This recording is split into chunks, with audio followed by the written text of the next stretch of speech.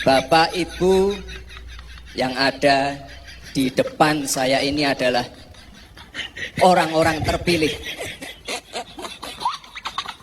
untuk mengelola negara sebesar Indonesia. Ini kita perlu kerjasama tim. Kita harus kompak. Tidak ada lagi ego sektoral.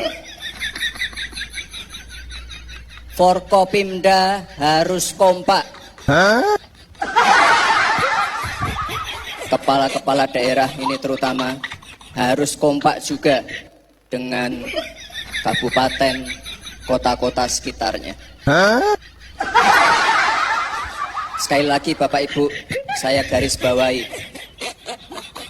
Tidak ada visi yang mengatakan makan untuk anak-anak kita tidak penting. Menurut saya bukan orang yang waras, bukan orang yang cinta tanah air. Saya tidak ragu-ragu, Prabowo Gibran tidak ragu-ragu. Kami akan memberi makan siang untuk anak-anak Indonesia. Saya katakan nanti, siapa yang mau masuk kabinet, siapa yang mau jadi menteri saya, harus setuju. Anak-anak harus diberi makan siang. Kalau kau tidak setuju, tidak usah gabung di kabinet Prabowo Subianto. Saudara-saudara sekalian, bagaimana? Cukup?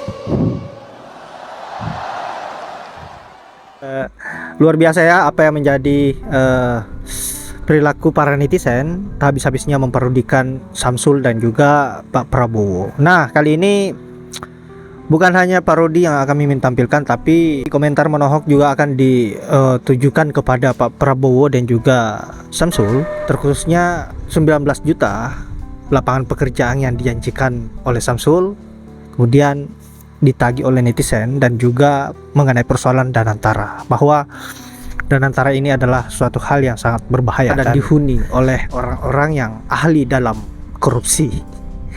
Nah sahabat-sahabat, untuk itu tanpa berlama-lama langsung saja kita lanjut dulu seperti apa videonya.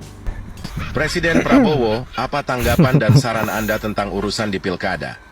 Tentang pilkada, sudah pilkada kita serahkanlah kepada ya junior itulah. Jadi nggak masalah ya Pak, siapapun yang bakal terpilih. Siapapun yang dipilih nggak ada masalah, nggak ada kita, silakan.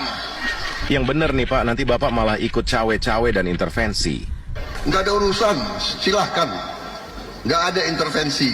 Saya jamin tidak ada bedanya itu. dengan Pak Nah itu Pak Mulyono. Mulyono gimana Pak? Dia banyak didekati beberapa calon untuk kepentingan pilkada. Mulyono pasti cawe-cawe lah. Siapa yang mau jamin pilkada ini bersih? Pak Jokowi, saya ketemu berkali-kali, dia tidak pernah nitip. Tolong ini jadi ini nggak ada. Saya jamin tidak ada, saudara-saudara sekalian.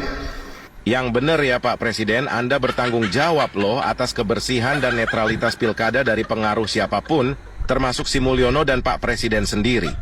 Saya harus katakan yang benar-benar dan yang salah-salah, saya bertanggungjawabkan. Pak Jokowi tidak pernah nitip, tidak pernah. Oke deh, saya percaya. Lalu bagaimana dengan Anda Bapak Subianto? Apa tanggapan dan saran Anda di pilkada? Ini Pak Subianto nih. Berilah suaramu kepada Jenderal Ahmad Lutfi dan Gus Taj Yassin. Memalukan.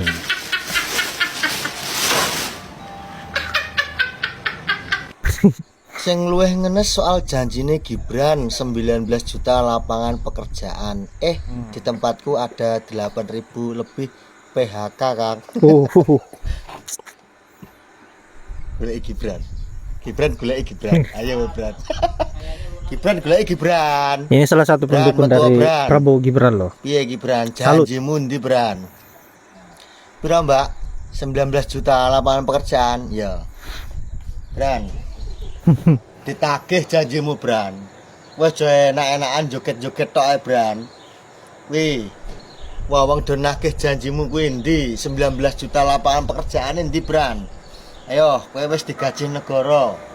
Ayo, fasilitas negara saiki ndang, saiki buktekno Bran. Ojo arep-arep nyalon tahun 2029 Bran. Lek ora iso nepati janjimu, Bran. Aja arep nyalon presiden we, Bran. Tenan.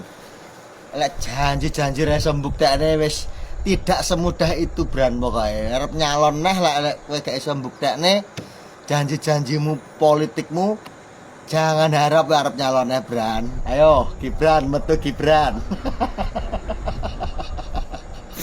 Negara kita ini negara kaya ya, negara kaya ya, tapi sudah dikuasai oleh para bajingan yang berkedok pejabat ya.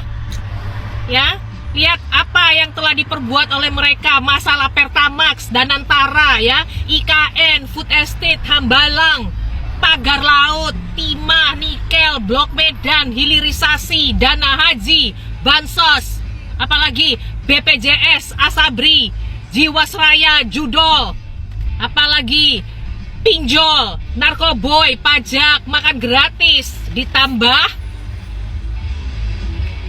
apalagi yang kena dampaknya Sritex ya.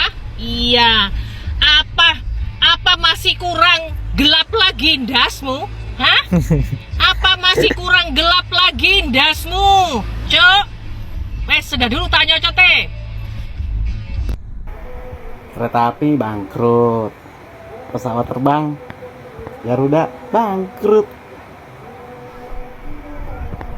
Pelni bangkrut, Damri bangkrut, Bank Indonesia, Bank Nasional bangkrut, Tambang bangkrut, PDAM bangkrut, PLN bangkrut. Pejabat, lu bisanya apa? Bisanya Ngurus korupsi. ini bangkrut, ngurus itu bangkrut, gaji minta gede, ngurus buzzer lu ya bisanya ya, baru pinter ya, minta gaji gede, THR gede, bonus gede, tai. Danantara adalah simbol yang lagi pengen kekuasaan tunjukin kepada rakyatnya bahwa gue adalah rajanya, gue bisa mencuri uang ribuan triliun depan mata tapi tetap nggak tersentuh oleh hukum. Rakyat bisa apa?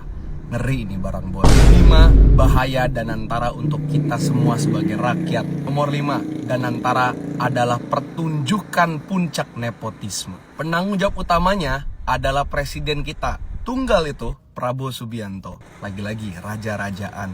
CEO-nya adalah Ruslan, kemarin Katimses Prabowo Gibran. CIO-nya adalah Pandu, yang mana adalah keponakan Lord Luhut. Dan COO-nya adalah Oscar, yang mana merupakan Wamen BUMN, yang akan diawasi oleh Ketua Dewan Pengawas, yaitu Erick Thohir, yang mana Menteri BUMN. Sangat-sangat profesional. Menteri yang akan mengawasi Wamennya sendiri.